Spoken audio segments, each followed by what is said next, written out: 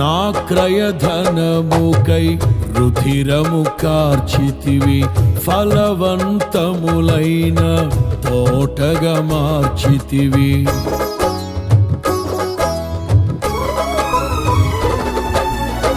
నా క్రయధనముకై రుధిరము కార్చితివి, ఫలవంతములైన తోటగా మార్చితివి.